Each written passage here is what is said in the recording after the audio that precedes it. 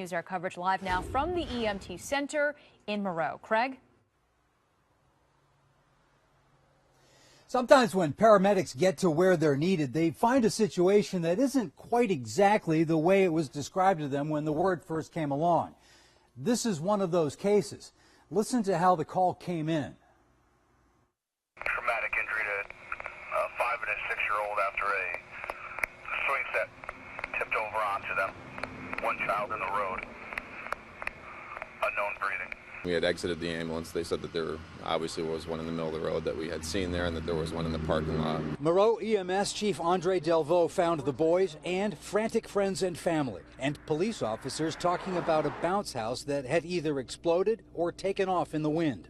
Emotionally, it was, emotional for the family, emotional for the patient, and, everybody was there caring for them. It was just a high-stress call. He says the older boy in the road had broken arms and was speaking. The other boy, whose head hit a parked car, was not communicating.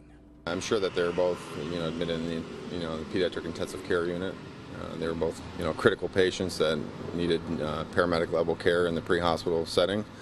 And, we had that at their side, within 4 minutes of us receiving the call. Delvaux says it's not the first time he's seen injuries associated with a bounce house, but it is a first. Typically, the injuries that we see from there are extremity injuries. Somebody might have fallen off, getting out of the bouncy house, colliding with another kid in the bouncy house, but, those aren't a rare occasion even. This is definitely a unique freak accident.